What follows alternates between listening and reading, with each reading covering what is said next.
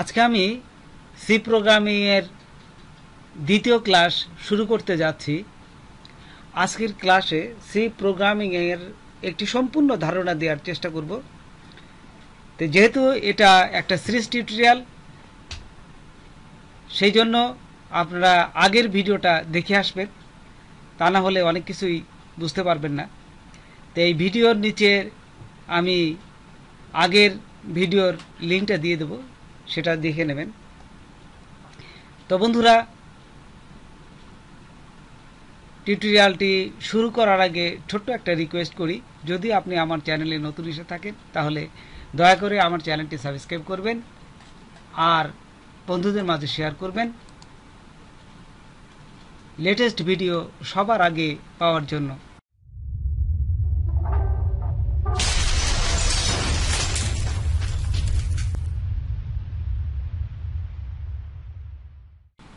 তো এখন দেখুন, আমরা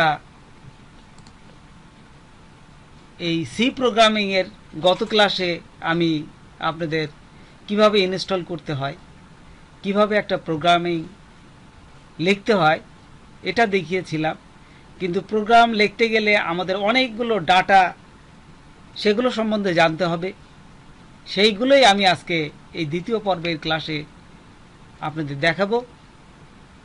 দেখুন, সি কি? সি হচ্ছে এক ধরনের কম্পিউটার প্রোগ্রামিং ল্যাঙ্গুয়েজ, যার সাহায্যে কম্পিউটার প্রোগ্রাম করা হয়। একে উচ্চ স্তরের ভাষা বা হায়ার লেভেল ল্যাঙ্গুয়েজও বলা হয়ে থাকে। সি ভাষাকে কেস সেন্সিটিভ ল্যাঙ্গুয়েজও বলা হয়। তারপর সি প্লাস প্লাস কী জিনিস? সি প্লাস প্লাস হচ্ছে সি ভাষার উন্নত প্রকাশ।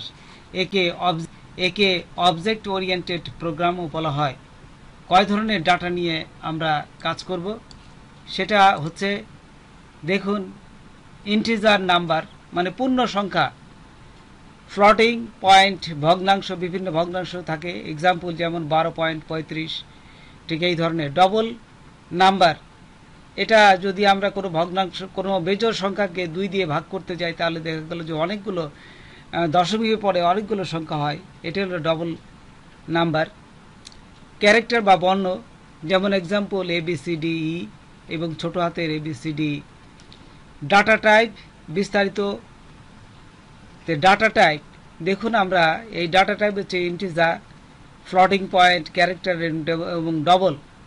তো এইগুলো আমরা এক্সাম্পলে আমরা একটু আগেও দেখিয়েছি, কিন্তু এটা শর্টলি এবং একটা নেম স্পেসিফাই আর কি দিয়ে করতে হয় এটা আমরা জানি না, তাই শর্টলি হচ্ছে INT, সংক্ষেপে ইন্টিজার। আর এর দশমিক দিয়ে, এই যে পার্সেন্টেজ ডি দিয়ে প্রকাশ করা হয়। ফ্লোটিং পয়েন্টের যেমন ফ্লট পার্সেন্টেজ F দিয়ে প্রকাশ করা হয়, ক্যারেক্টারের পার্সেন্টেজ C এবং ডবলে পার্সেন্টেজ ইফ, এগুলো দিয়ে প্রকাশ করা হয়। আপনারা এগুলো মোটামুটি মুখস্থ করে ফেলবেন, তাহলে কাজ করতে আপনাদের খুব সহজ হবে। তারপর দেখুন, চালক বা ধ্রুবক। এই চালক হচ্ছে যার মধ্যে কোনো মান থাকতে পারে এবং পরিবর্তন হতে পারে, তাকে চালক বলে। চালকগুলো আমরা সাধারণত ABCD দিয়ে ধরতে পারি, এটা বাম পাশে থাকে। আর ডান পাশে সাধারণত এই মান থাকে, এই চালকের মানটা থাকে। মানটা যেমন 6, এই যে পরবর্তীকালে আমি দিই 6.5, ঠিক এই ধরনের।